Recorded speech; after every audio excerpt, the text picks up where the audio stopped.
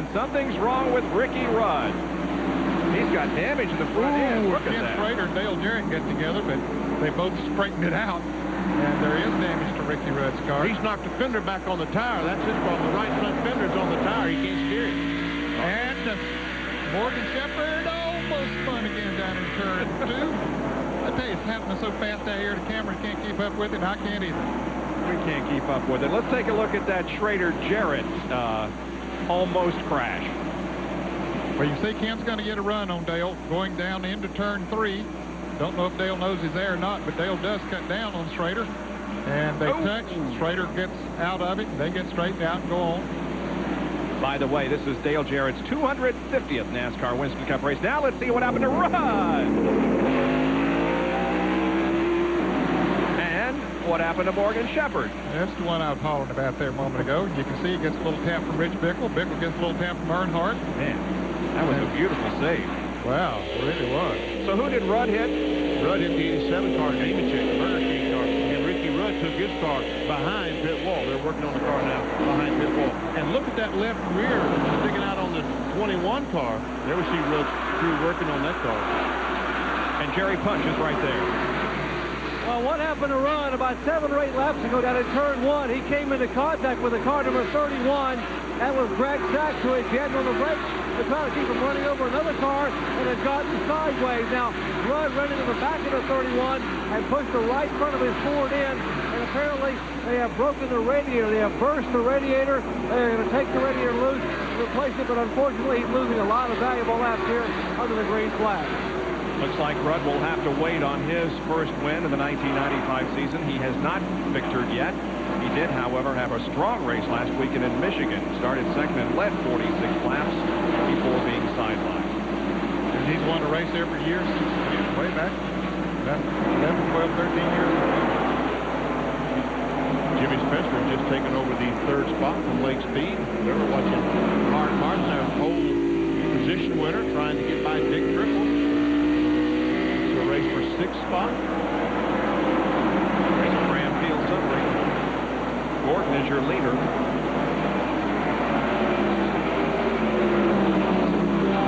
Big triple on Martin.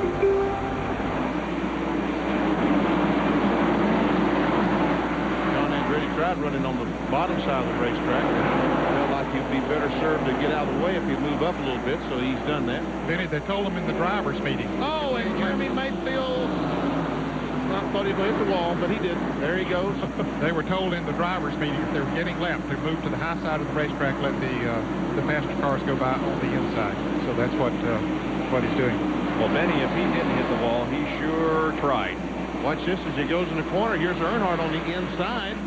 You go down in the corner. And Jeremy, I don't think he hit the wall. I don't think he did either. Great job of driving there. Wow.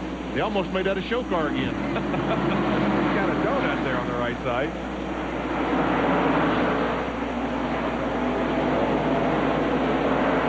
Jeremy Mayfield led this race earlier. And John is with Robert Pressley. A lot of smoke coming from the rear end of Robert Presley's car. They pulled it behind the wall going to work. Robert had a rear end leak on the car, and it looks, are they changing the rear end now? Yeah, it just seems like anything's going to happen. It's happened us here lately, you know.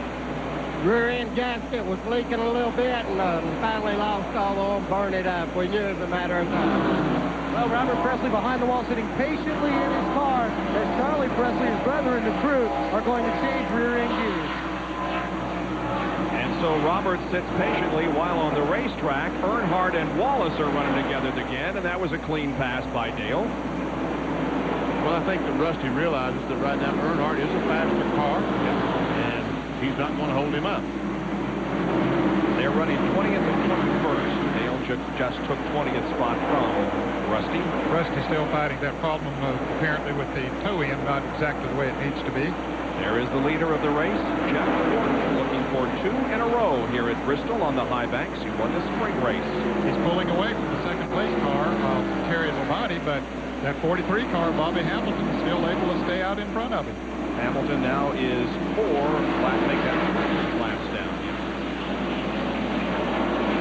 Jeff Gordon leading here at Bristol as a light sprinkle continues to fall. Raceway in the Goodies 500. It's hard to believe, but it is college football time. And on Thursday, we'll begin our CFA action with Nebraska against Oklahoma at 7:30 Eastern Time. The Cornhuskers travel to Stillwater to face Oklahoma State, and Dr. Jerry Punch will be on the broadcast team once again for this CFA game.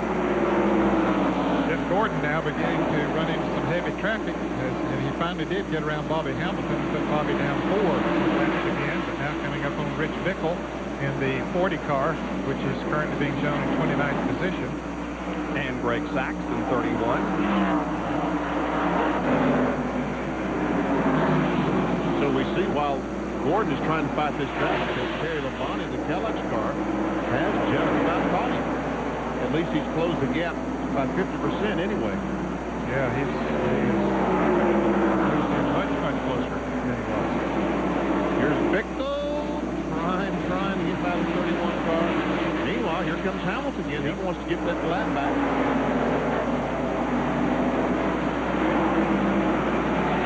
We're checking the on-track interval between Jeff Gordon and 16th place Dale Earnhardt. The interval has been reduced from 9.4 to 7.4 seconds. And that is primarily because Gordon has caught these cars and is losing time on the racetrack. His lap speeds have fallen off a good half a second a lap. There's Earnhardt and he's a Schrader, Budweiser car.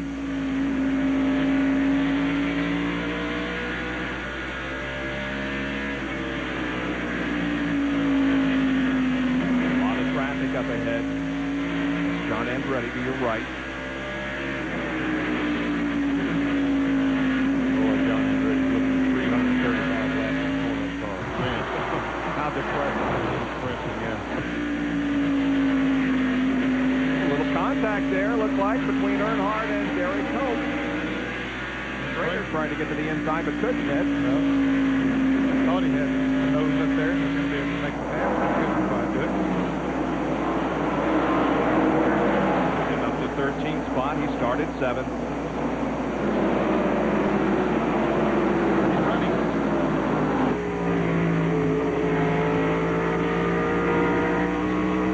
Camera on top of Earnhardt's Goodrich Chevrolet as he's chasing down Dale Jarrett, the Mexico car.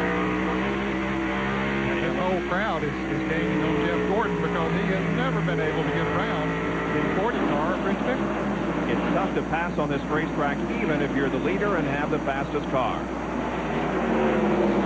Dale goes around Dale back there for 12th place.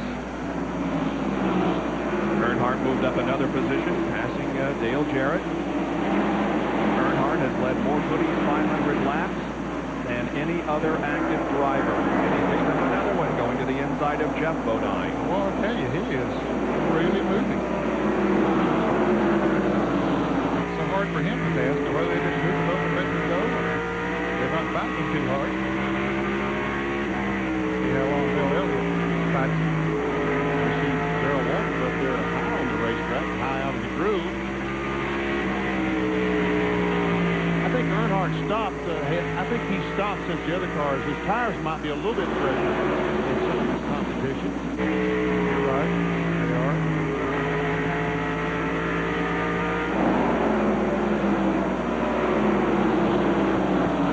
Earnhardt has not led a lap so far, but has been as high as 4th and as low as 34th. Trying to move into the top 10 here behind Bill Elliott. Ken Schrader finally made that pass on Derek Cope that we saw him try to make a little while ago. Here's Dale working to the inside of Elliott, and he's got it. Oh, and man. Elliott makes a great save. How did he save that car? Man, is the left rear tire flat? That's the next question.